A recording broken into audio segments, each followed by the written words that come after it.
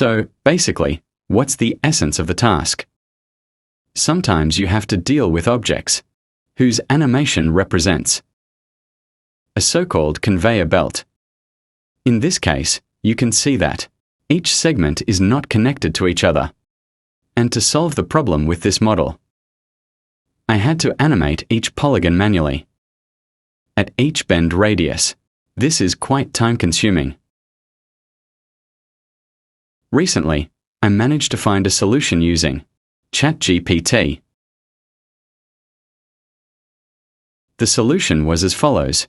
We create a spline. Take a rectangle.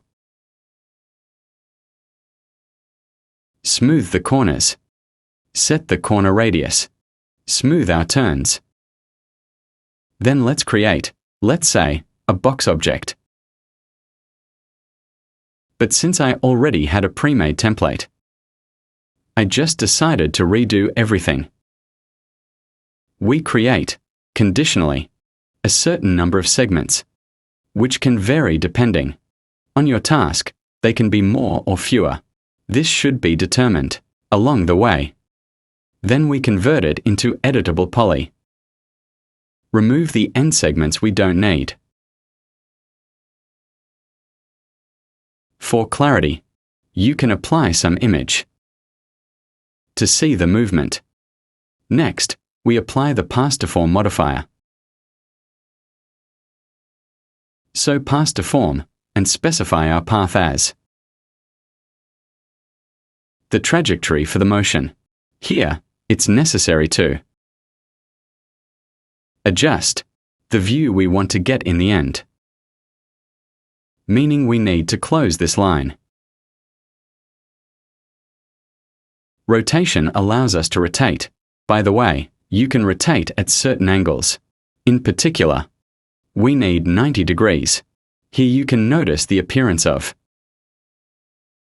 some ugly geometry, which is solved by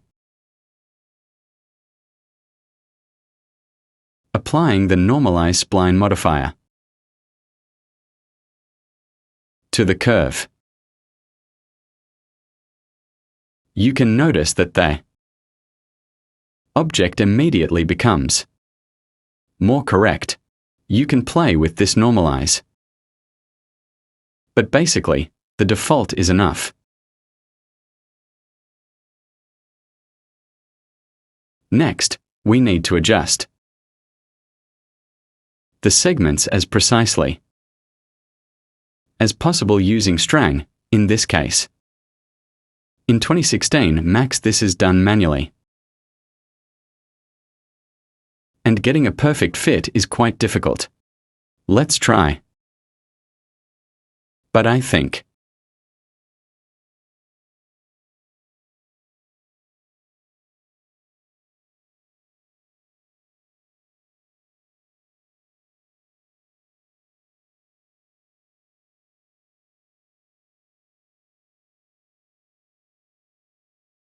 this is the maximum achievable result.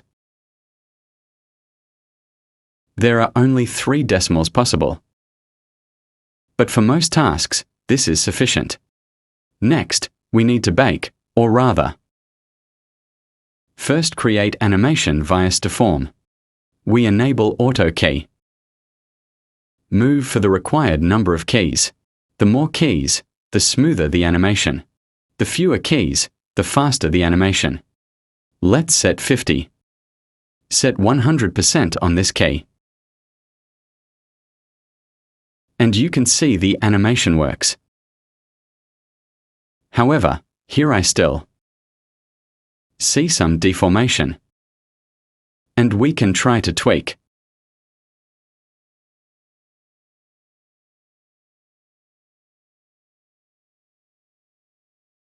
these settings.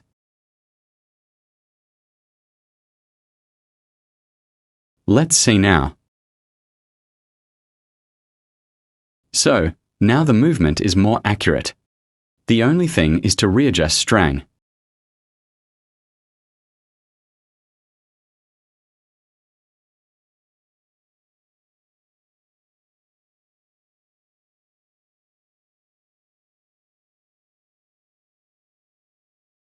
Let's try 9, 61, 69.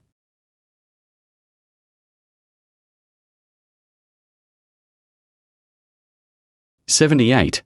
Now the polygon joints are more optimal and the animation doesn't break anywhere. The only thing to note is that the motion is not linear. To make it linear, go to Animation Key Settings. Find our modifier and see this curve. Select 2 points and convert to linear motion. Now the movement will be linear along the whole path. Next, I just don't understand why there is a rotation relative to the curve's orientation. But this can be done at any stage of the task.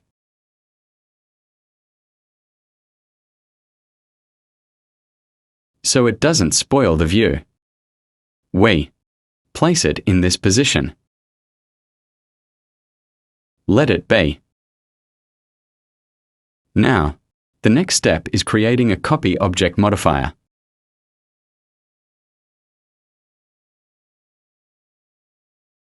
i.e., we shift, convert into collapse. The only thing is to collapse at frame 0.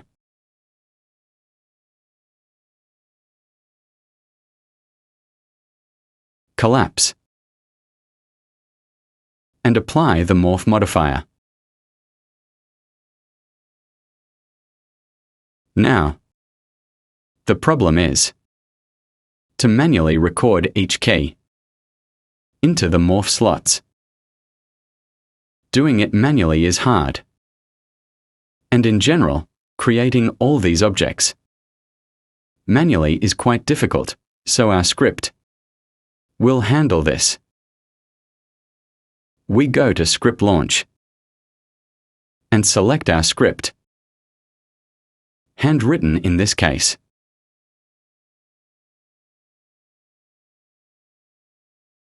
Here you can vary the number of keys you want to animate. Since we have 50, we set 50 and sequentially press the Create Copies button. Copies of these objects are created at each key. Then, a copy object is created. The morph modifier is applied, and the morph slots are filled. You need to wait a bit. I forgot to mention, you can enable a listener that shows all stages. Next, we need to animate these keys in the morph modifier. Before pressing this button, make sure to enable auto key. I couldn't get the script to do it. Don't know why. Now press Animate. All keys in the morph modifier are correctly set, and we only need to see the result, which is what we aimed for. The Show Result button hides all unnecessary, leaves the morph modifier, and you can see that the animation, even by keys, runs correctly. To check everything works properly, we can transfer this to another engine. For example, Blender. Export selected.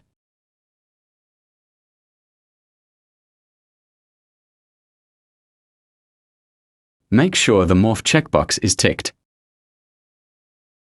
There's also Bake. Animation, don't know if it helps. Next, go to Blender and import our object.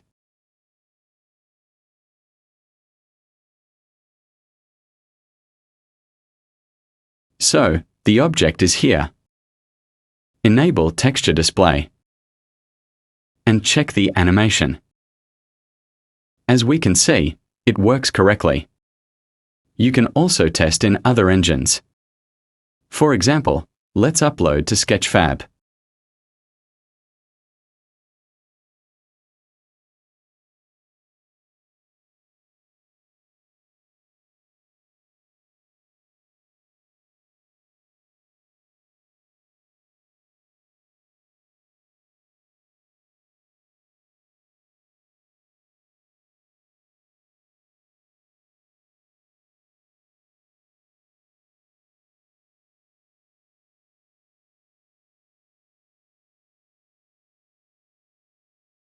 And check our animation.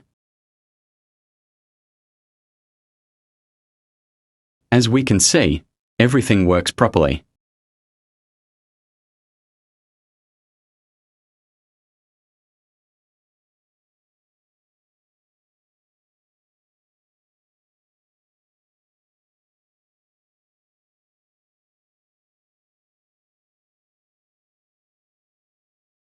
Now let's look at the script in 3ds Max 24, 2024.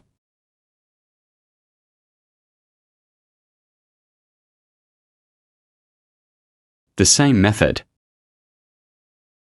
But here you can clearly see that PathDeform modifier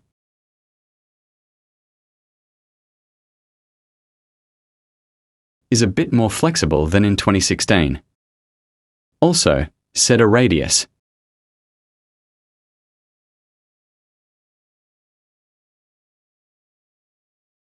Create our box object.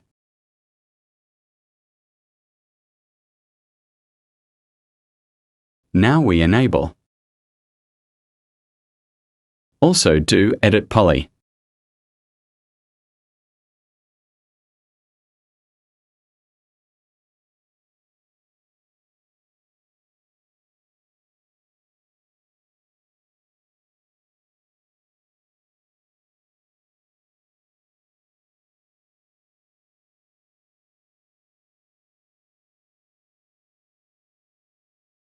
Remove unnecessary segments. Geometry can be arbitrary.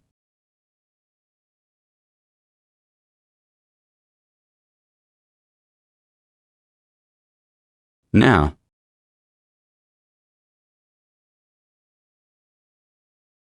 create PathDeform modifier. Select our curve as the path. Adjust coordinates.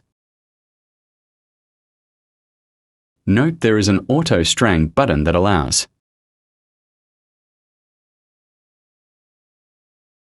automatically closing the spline. Let's try.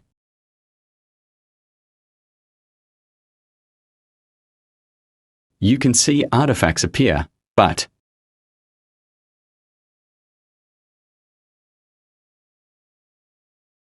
all we need is to apply Normalize Spline.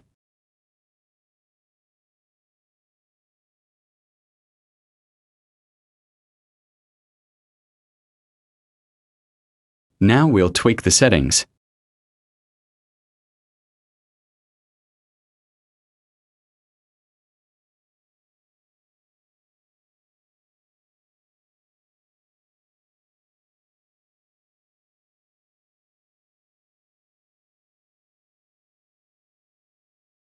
Choose the optimal solution.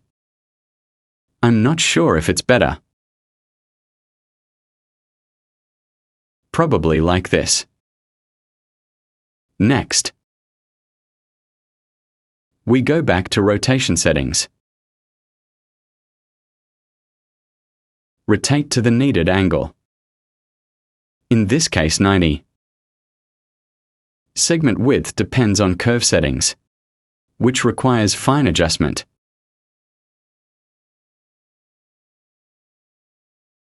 We won't cover that now, but we'll do the same as.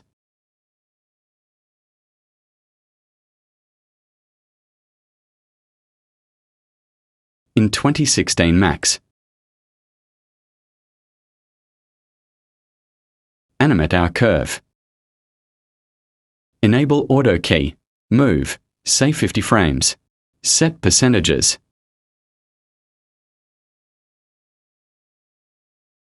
Here it was wrong. Let's redo.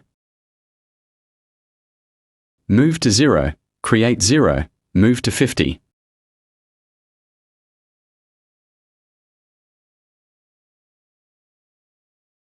Set 100%, so we get rotation. Add image to make it clear.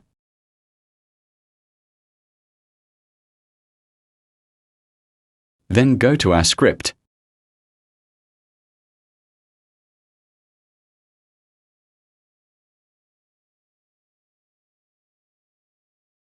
Press button, scripts again.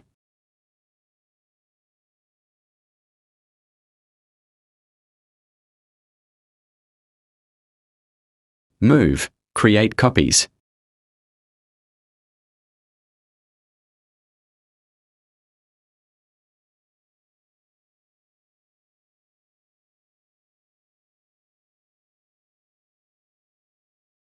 Everything should work. Fill.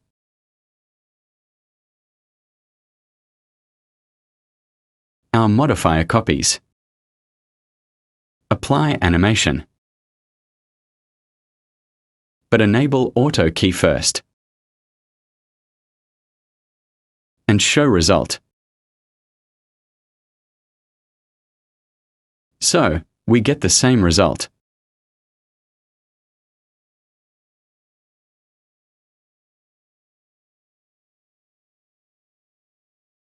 I won't show further export, but you can, e.g. File export selected. Make sure Skin Morph is enabled.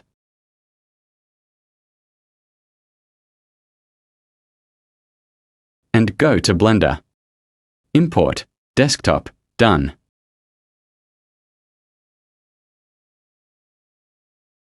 Same result. It works in Max 2016 and 24.